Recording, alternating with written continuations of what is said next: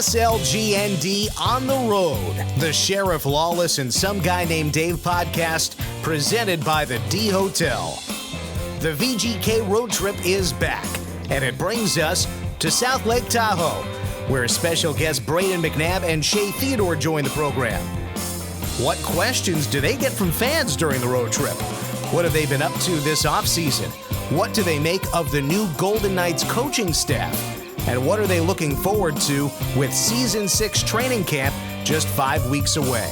All that and more on a road trip edition of SLGND, the Sheriff Lawless and Some Guy Named Dave podcast, presented by the D Hotel. And now, here's Dave. Special edition of the Sheriff Lawless, Some Guy Named Dave podcast. I am Some Guy Named Dave. We're here at the South Lake Tahoe Arena on the California side of Tahoe. Gary Lawless, Shea Theodore, Brayden McNabb. Great to have everyone here in this Golden Knights caravan, Gary. So you've been part of everyone's. We haven't done this in a few years because of COVID, obviously, but you were part of the first one and now the fourth one. So you're one of. Is it a short list that's done all of these things so far? It might be one, it might be two people. That's very short. Yeah. Myself and Kim Frank. Oh, okay. So There you go. Yeah. So we dragged along these two guys today, Shea Theodore and Brayden McNabb. What's this like, Nabber, for you to be able to, we call it, our broadcast map is pretty big through, this area and Montana and Utah and Wyoming. But to get out and see some people that, Golden Knights fans that, you get out of the Vegas bubble, so to speak. Yeah, it's good. It's it's great to come out here, grow the game. The kids are fun and pretty cute to be around. They ask some fun questions, and it's just good. It's good to be out there, and we enjoy doing this stuff. So the opportunity arose, and it's good to be here. What's the best question you get out there today? I got asked if I play Fortnite, which I don't, so there wasn't much in common. That was the end of the discussion. Essentially, yeah. You're running out of time here there's going to be a haircut, a shave at some point in time coming up, Shea. You're pretty shaggy right now. Well, thanks. Good to see you too, Gary. Thanks, Gary. Good to see you. It's been a while, but we exchanged pleasantries already. That's over with now. I guess. I don't know. I feel. What if he decides to? Yeah. What if this is my new look? What if this? I think it's a great look. I'm jealous. I can't have the Kentucky waterfall going on at the back there. But anyways, good summer? Yeah, great summer. Been pretty busy. Kind of going to some weddings here and there and, celebrating that with some people. But a little bit of travel and, a lot of working out at the same time, getting ready. You and Brayden are original Golden Knights and have not had much summer time throughout your time here. Has this been, I know no one wants to miss the playoffs, but have you been able to turn a negative into a positive and use this time to heal and maybe get stronger or better in some areas? Yeah, for sure. I think when our season ended, you kind of look at the schedule and, it's a long time off. I had some opportunities, to go to the World Championships with Team Canada. I kind of turned that down. I wanted to be able to get in the gym a little bit, rehab some stuff and, try and build, like you said, I haven't really had a long summer, since I've been in the league really. So, it's good to take some time, but, at the same time, put some good work in. Brayden, what's it been like for you? You're going into year 6 here in Vegas. Has it gone by quick? Has it gone by slow? Where do you fall on that? Yeah, scary fast. Yeah, wish it went by slower, but yeah, no, it's been an awesome ride, and we've made Vegas home, so we've done a lot of good, and obviously last year was tough, but we're looking to rebound and eventually win that Stanley Cup. What's it like to play with the level of expectations you guys have built here? Finals, semifinals twice. That the bar is set real high. Yeah, it's a good thing. We expect it, everyone expects it, and that's how it should be. You don't want to be expected just to make playoffs. So that's kind of, what we've built and what we want to do. And, I think we have a real good opportunity coming this year to, get back on track. You guys have a new coach. Have you guys chatted with him? I mean, what's it been like to your interaction so far with Bruce Cassidy? Yeah, we've talked on the phone, and, I think his record kind of speaks for himself. So obviously he's a great coach, and he's going to come in and he's going to have his systems and whatnot, so there could be a little bit of a learning process, but we got all of camp to do that in a full year, so I think everyone's excited. Well, and a double whammy for you guys that play on the blue line, because John Stevens is going to run the D this year, so not only a new head coach but a new assistant coach down at your end of the bench.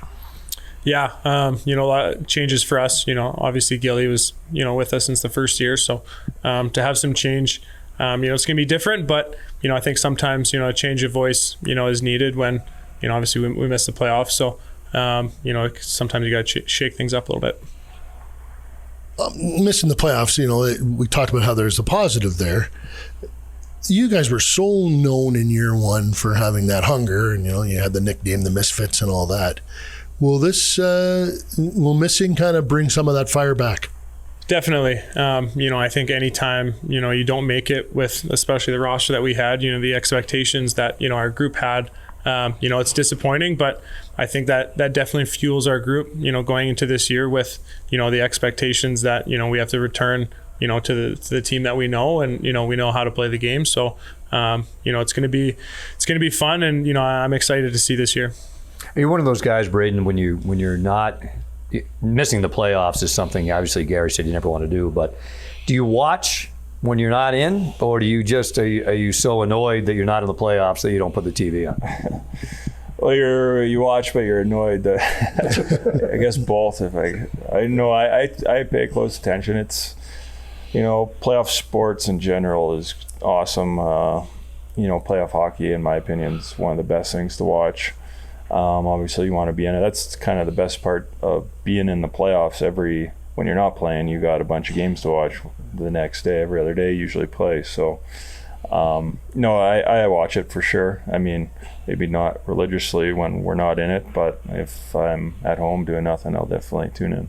What was the summer like for you? Did you get back home? What kind of take us through what your itinerary was like? Yeah, no, we got home. I went back to Saskatchewan for a month, and then 3 weeks in Calgary, where my wife is from, and then we've been back in Vegas since. So it was nice to get home and see family. I haven't seen family in a while since COVID, so it was good to see everyone. Just to pick up on what Dave was saying, you're one of the best skaters in the world, one of the most multi-directional guys, and Cale Makar obviously went all the way to the final. He might be one of the few guys that you would watch and kind of, I'd like to be able to do that, or how fantastic is it to watch him play, and how excited are you to see a young guy like yourself that has that great skating be able to excel? Yeah, he's definitely a fun player to watch. I think, he dominated in the playoffs, and, it's just, he's definitely special, and he adds to that group. But, obviously, I try to add, a similar thing to our end, and, I guess try to emulate, as best as I can. You are like just such a tremendous skater yourself. When you look at the summer, where do you kind of go, I like to get better at that, and sort of pick on one part of your game to improve? I mean, you can never work on your skating too much. I think it's always an edge thing. You always want to be faster. You always want to get that jump and that speed. Over the course of a season, there's times where you're playing a lot, and you start to feel a little bit sluggish. So I think a lot of work in the gym, trying to get as much speed and as much strength as you can to kind of sometimes get you over that hump through the dog days of the season. Brayden, you curious to see what you guys are capable of, knock on wood, when everyone's healthy? Last year was a gong show in terms of you guys just couldn't catch a break, to see what you guys are going to be able to do if you can get everyone together at the same time. Yeah, it was a bit of a mess last year, but I mean, we were in a position to make playoffs and we didn't, so we can't use that excuse, but then you don't make playoffs. But I think everyone's, excited to, like you said, knock on wood and stay healthy. We know what kind of group we got in here. We're not, our confidence isn't shattered from what happened. So we're a confident group. We know what we have. And I think we're hungry and excited just to kind of get the season going. You forget how long these off seasons are, and, being in the gym this long, sometimes we're almost in the dog days of being in the gym. So we're looking forward to get going, and guys are going to get back on the ice more and more, and ramp things up here soon. So you do this little clinic today in Tahoe. When you were a kid, did you attend clinics like this? Like, did guys come through, NHL guys come through your town to do stuff like this? Well, do you know how big my town is? No, so is that a no? Or did you go somewhere did you have experiences like this? Because I would imagine for these kids, they watch you guys on television. Now here they are, you're at their rink today. Did you have any similar experiences? Well, nothing like this, but Corey Sarich is from my hometown, and when they won the Cup in 2004 with Tampa, he brought it back, and that's a day I'll never forget. They did the parade, and then everyone got a picture with the Cup inside the rink. And ever since that day, that's always kind of been my dream, is to bring it back there and do what he did. So hopefully one day soon here. Little time to go left here before training camp starts. What are your plans for the rest of the summer? Just in the gym. I mean, not much, a little bit of golf here and there. Trying to, fine tune the rest of my game, but your golf game. Yeah, my golf game. But other than that, we're just working out, skating, kind of gearing up for the season. So nothing too crazy. When you have this much time off, Brayden, do you take time off the ice, or do you not like to go too long without touching it out there? No, you definitely take time off. You got to get away. You got to rest your hips and your body and everything. I mean, everyone's different, but for me, it's you take a good 2 months off, 2.5 months off, and then you kind of get back into it slowly and start ramping up, especially with a month left until camp. You'll get out more and more. I'm pretty good. I'm good too, guys. This has been a real treat. I know that everyone loved having you guys here, and thanks for hanging out with us, two schmucks here for a little while. Thank you very much. Thanks for having us. Thanks, Shea. Yeah, thank you guys. All right, that has been Shea. Really loved seeing you, Gary.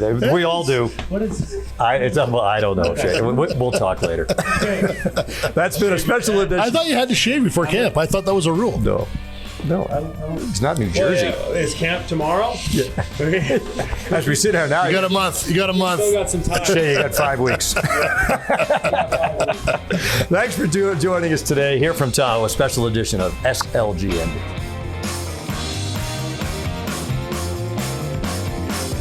All right. Thanks, guys.